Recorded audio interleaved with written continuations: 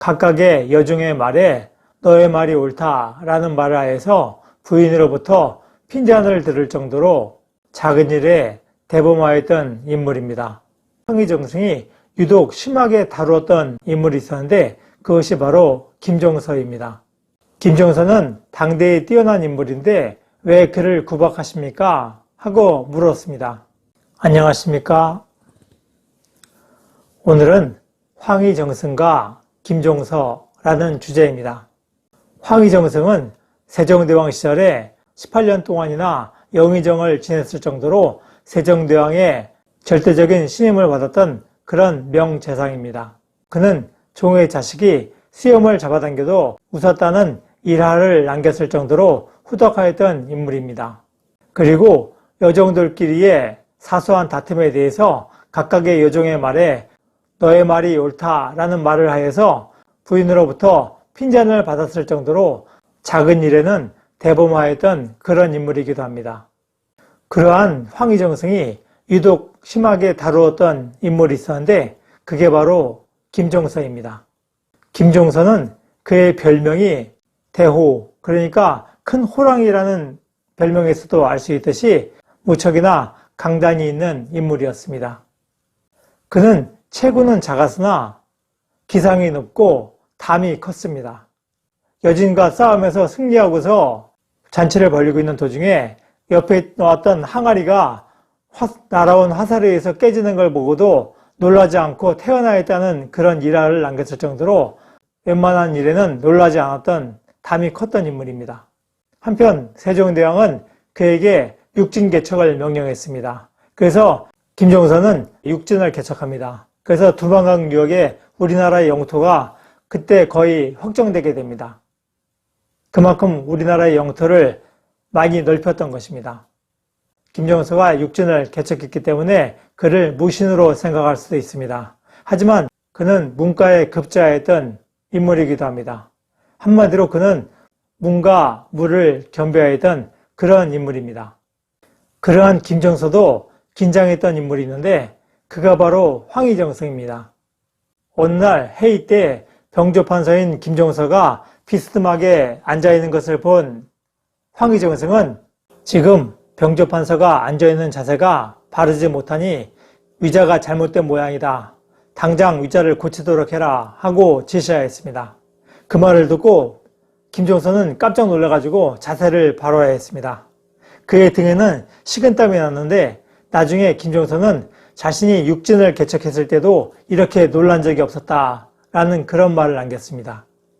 한편 김종서는 강원도 지역을 순찰하고 오면서 좋은 꿀을 한 단지 가져왔습니다.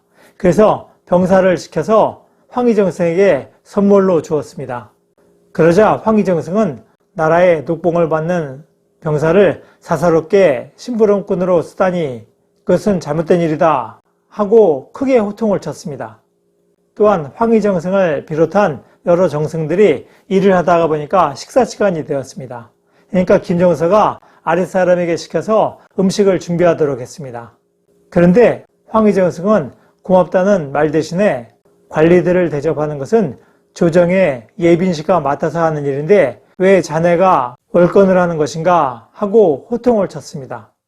황희정승이 김종서를 이렇게 매섭게 몰아붙이게 되니까 당시 자의정이었던 맹사성은 김종서는 나라의 큰 인물인데 어찌 그를 그렇게 심하게 구박하십니까? 하고 황희정승에게 물었습니다.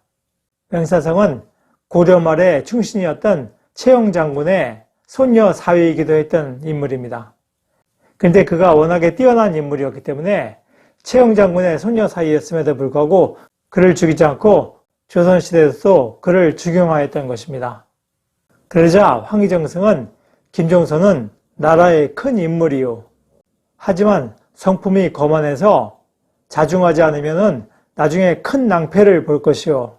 그래서 자만심을 꺾고 모든 일에 경솔하지 말라는 뜻으로 그에게 엄하게 대하는 것이요. 라고 대답하였습니다. 훗날 수양대군이 1453년에 개우정난을 일으켜서 단종을 몰아낼 때 제일 먼저 하였던 일이 김종서를 제거하는 일이었습니다. 당시 수양대군이었던 세조는 한밤중에 성문 밖에 있었던 김종서의 집으로 직접 찾아갔습니다. 김종서를 불러내고 가지고 있던 편지를 주면서 이것을 읽어보시오 라고 이야기하였습니다. 그러니까 김종서는 달빛에 그 편지를 읽어보고자 신경을 쓰는 사이에 수양대군이 거느리고 갔던 하인이 김종서를 철퇴로 내려쳐서 죽이게 됩니다. 그래서 김종서를 제거하게 되죠. 물론 그때 바로 김종서는 죽지 않았고 나중에 깨어나서 도성으로 들어가고자, 성 안으로 들어가고자 노력하다가 성문이 닫혀있는 바람에 못 들어가고 다음날 아침에 수양대군의 부하에게 잡혀서 결국 죽게 됩니다. 당시 수양대군이 가장 두려워하고 경계했던 인물이 김종서였습니다. 그래서 가장 먼저 그를 제거하고자 한 것입니다. 김종서가 기습적으로 제거되고 난 이후에 수양대군의 쿠데타는 일사천리로 진행됩니다. 마침내 단종을 몰아내고 왕위를 차지하게 되는데 그가 바로 세조입니다. 한편 수양대군을 도와서 그가 왕이 되는데 기여했던 많은 인물들이 부정축제로 구설수에 오르는 일이 많았음에도 불구하고 김종서는 많은 권력을 갖고 있었음에도 불구하고 그와 관련된 부정부패라든가 비리 등은 거의 기록된 것이 없습니다. 그 정도로 그는 자기 관리를 철저히 하였던 그런 인물이기도 합니다. 그것을 보면은 황희정승의 견제와 가르침이 김종서에게 좋은 영향을 주었다는 것을 알 수 있습니다. 황희정승은 1452년 2월 달에 죽습니다. 그리고 김종서는 그 다음 해인 1453년 11월 달에 죽게 됩니다. 노력하는 여러분의 동반자, 동반TV입니다. 감사합니다.